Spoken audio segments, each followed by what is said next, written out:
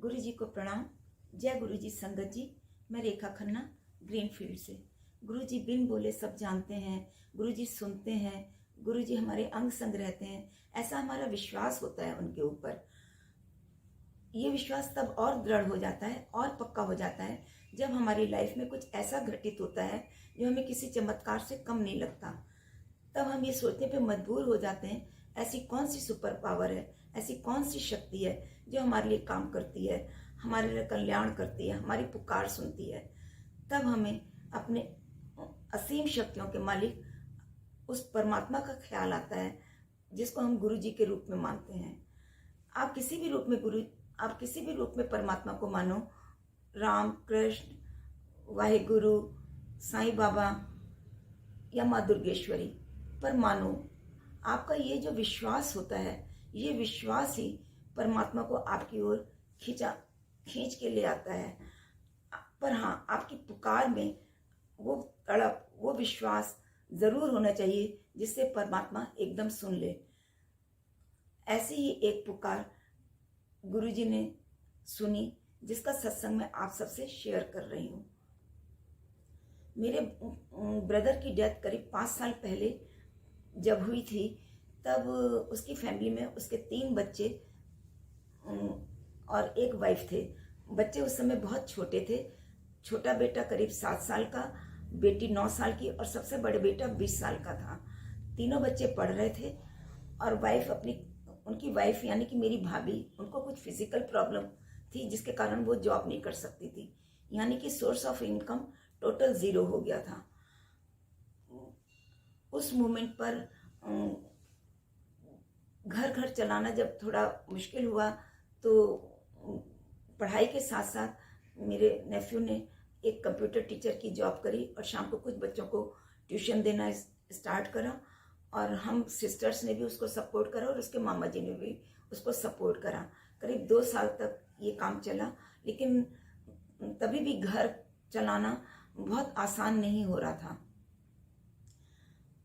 ऐसे ही मोमेंट पे जब इसी तरह जब घर चल रहा था तो कोविड की फर्स्ट वेव आ गई और इस बीच जहाँ वो जॉब कर रहा था उसकी जॉब पे जो पे मिलती थी उसको वो आधी कर दी गई और बच्चों ने शाम को ट्यूशन पे आना टोटल बंद कर दिया बिकॉज ऑफ कोविड। और छोटा शहर होने की वजह से वहाँ पर लैपटॉप की भी उन बच्चों के पास सुविधा नहीं थी जो वो उनको ऑनलाइन ट्यूशन कर सकता, ऑनलाइन ट्यूशन देता। यानी कि एक बार फिर से उन लोगों के ऊपर लगा कि मुसीबत का पहाड़ टूट पड़ा। इस मोमेंट पे संगत जी मैंने उसको गुरु जी से जोड़ा। मैंने कहा अब तुम्हारी मदद कर सकते हैं तो सिर्फ यही तुम्हारी मदद कर सकते हैं, इनके आगे ही अरदास करो, यही तुम्हारा कल्याण करेंगे, तुम्हारी मदद करेंगे। और मैंने उसको गुरु जी का एक स्वरूप दिया और गुरु जी का मंत्र ओम नमः शिवाय, शिव जी सदा सहाय, ओम नमः शिवाय, गुरु जी सदा सहाय, ये उसको सिखाया और कहा कि अब इनका मंत्र जाप किया करो और इन्हीं के आगे अरदास किया करो। मैं भी अक्सर उसके साथ फ़ोन के ऊपर गुरु जी के सत्संग शेयर किया करती थी। उस बच्चे ने भी मेरी बात मानी और वो सुबह गुरु जी को प्रणाम करता और रात में गुरु जी के चरण छूकर सोया करता था और दिन में जब कभी भी उसको टाइम मिलता वो गुरु जी का मंत्र जाप किया करता था। इस तरह से टाइम निकल रहा था। इसी बीच में गुरु जी ये लोग यूपी में के एक छोटे शहर रामपुर से हैं और रामपुर में एक नामी कॉन्वेंट स्कूल है जिसकी एक टीचर इसकी सिस्टर को ट्यूशन पढ़ाया करती थी। पर ये क्या कहते हैं, कभी भी उस टीचर से मिला नहीं था। ट्यूशन की फीस भी अपनी सिस्टर के हाथ ही भेज दिया करता था।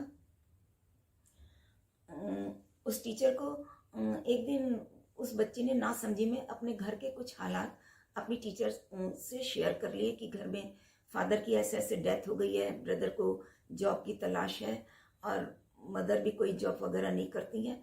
बस ऐसे उसने घर का कुछ, जैसे छोटे बच्चे अक्सर बता देते हैं, उसने बताया, बात यहीं ख़त्म हो गई। लेकिन हाँ, ये कभी कभी अपनी सिस्टर को उस टीचर के यहाँ पिक करने और ड्रॉप करने ज़रूर जाया करता था, पर उस टीचर से कभी भी उसकी बात नहीं हुई थी। एक दिन जब ये सोकर उठा तो उसने मुझे बताया कि जब मैं एक दिन सो के उठा तो मेरे को लगा मेरी एकदम नज़र गुरुजी के स्वरूप पर पड़ी आँख खोलते ही। तो मेरे को लगा कि गुरुजी एकटक मेरी ही ओर देख रहे हैं। तो बोला कि मैं थोड़ा घबरा गया, मैंने अपनी आंखें मली और फिर से गुरुजी के स्वरूप को देखा तो फिर से मुझे वही फीलिंग हुई कि गुरुजी एकदम मेरी ओर देख रहे हैं। बोला मैं इतना ज़्यादा घबराया था कि मैं जल्दी से उठा और जाके गुरुजी को प्रणाम कर लिया, क्योंकि रोज़ फ्रेश जब सो के उठता था तो फ्रेश होकर गुरुजी को प्रणाम करता था। उस दिन उसने जाके घबराहट में जैसे उठा वैसे जाके गुरुजी को प्रणाम कर लिया। करीब 15 मिनट बाद इसको उस स्कूल से जिसकी टीचर यहाँ पर इसकी सिस्टर को ट्यूशन पढ़ाया करती थी, वहाँ से फ़ोन आता है कि आपको स्कूल में इंटरव्यू के लिए बुलाया है। तो मेरे नेफ्यू ने उस फ़ोन कॉल को इग्नोर कर दिया। उसने सोचा उस स्कूल से मेरे को कोई फ़ोन नहीं आ सकता, क्योंकि ना तो मैंने वहाँ पर कभी कोई एप्लीकेशन दी, ना कोई फॉर्म भरा है, ना ही किसी से कभी कोई बात करी कि मेरे को उस स्कूल में के लिए जॉब चाहिए। लगता है कि लोगों को पता है कि मुझे जॉब की तलाश है, इसलिए शायद किसी ने सुबह सुबह मेरे से कोई भद्दा मजाक करा है और उसने फ़ोन कॉल इग्नोर कर दी। 10 मिनट के बाद दोबारा उसके पास फ़ोन आता है कि आप अभी तक आए नहीं, आपको वहाँ पर आना है, आपका स्कूल में मैनेजर रूम में इंतज़ार हो रहा है। इसने फिर दोबारा यही सोचा कि मेरी कोई खिंचाई कर रहा है और इसने उस फ़ोन कॉल को इग्नोर मार दिया। करीब फिर 10-15 मिनट बाद उसके पास फिर फ़ोन आता है कि आप अभी तक वहाँ पर पहुँचे नहीं, आपका स्कूल के ऑफिस में इंतज़ार हो रहा है, आप जल्दी पहुँचो वरना मैनेजर अपनी सीट से उठ जाएंगी। इसने सोचा कि बार बार मेरे पास फ़ोन आ रहा है तो एक बार जाके चलो मैं देख ही आता हूँ कि आखिर बात क्या है, कौन मुझे बार बार कॉल कर रहा है। वो वहाँ पर पहुँचा और वहाँ पर जाके उसने वाकई में देखा कि उसका वहाँ पर इंतज़ार हो रहा था और मैनेजर बोलती हैं कि आपको हम काफ़ी टाइम से फ़ोन करवा रहे थे, आप अभी तक आए नहीं और हम आपका इंटरव्यू लेना चाहते हैं। ये वहाँ पर घबरा गया कि इस स्कूल में मेरे लिए जॉब या इंटरव्यू कैसे हो सकता है। मैंने तो यहाँ पर कभी भी कोई एप्लीकेशन नहीं भरी, क्योंकि संगत जी मैं आपको बता दूँ वो जिस स्कूल से कॉल आ रही थी वो लड़कियों का स्कूल है और वहाँ लास्ट 60 ईयर्स 60 ईयर्स से किसी भी मेल मेंबर को जॉब नहीं दी जाती, वहाँ पर सिर्फ फीमेल्स को ही जॉब दी जाती है और यहाँ तक कि ऑफिस में स्टाफ भी सारा फीमेल है। तो वहाँ पर क्या कहते हैं मेरे को जॉब के लिए ऑफ़र कैसे हो सकता है। ये वहाँ पर इतना घबरा गया और बोलता है कि मैंने तो यहाँ पर कभी कोई एप्लीकेशन नहीं दी। बोली कि तब उन्होंने बताया कि यहाँ की कोई टीचर से हमें पता चला है कि आपको कंप्यूटर में आपने काफ़ी अच्छे कोर्स करे हुए हैं और आपको जॉब की तलाश है और हमें इमरजेंसी में किसी कंप्यूटर ऑपरेटर की ज़रूरत थी, इसलिए हमने आपको कॉल करा है। तो उन्होंने उसका इंटरव्यू वगैरह लिया। जब वो सेटिस्फाई हो गई तो उसको प्रिंसिपल के पास ले गई और बोलती हैं कि तो प्रिंसिपल ने बोला कि हम आपके ऊपर कैसे विश्वास करें कि आप बहुत अच्छा कंप्यूटर जानते हैं, हमने आपके लिए एक पेपर बना के रखा है, अगर आप उसको आधे घंटे में सॉल्व करके हमें दे देंगे तो हम आपके लिए कुछ सोच सकते हैं। भगवान की कृपा से मेरे नेफ्यू को कंप्यूटर में बहुत ज़्यादा नॉलेज थी और काफ़ी उसने उसमें कोर्स कर रखे थे। तो उसने वो पेपर जो है 20 मिनट्स में सॉल्व करके प्रिंसिपल को दे दिया। प्रिंसिपल ने वो पेपर देखा और वो देखने के बाद बहुत खुश हो गई, बहुत इम्प्रेस हो गई और वो उसको एक्साइटमेंट में बोली कि आप हमारे यहाँ कल से ही जॉब कर सकते हैं। मेरा नेफ्यू फिर उसको विश्वास ही नहीं हो रहा था कि बार बार उसको इस स्कूल से जॉब की ऑफ़र कैसे मिल सकती है, क्योंकि यहाँ पे कभी भी उसको बार बार लग रहा था कि मुझे क्या पूरे रामपुर को पता है कि इस स्कूल में मेल मेंबर्स को जॉब नहीं दी जाती है। प्रिंसिपल ने उससे नेक्स्ट क्वेश्चन करा कि आप हमारे यहाँ कल से ही ज्वाइन कर सकते हैं अगर चाहें तो, और आप ये बताइए कि आपको पे कितनी चाहिए। तो इसने घबराकर, जहाँ पर ये जॉब कर रहा था वहाँ पर इसको जितनी पे मिलती थी उससे क्या कहते हैं कुछ 1000 रुपये बढ़ाकर और बोल दिया कि मुझे इतनी पे चाहिए।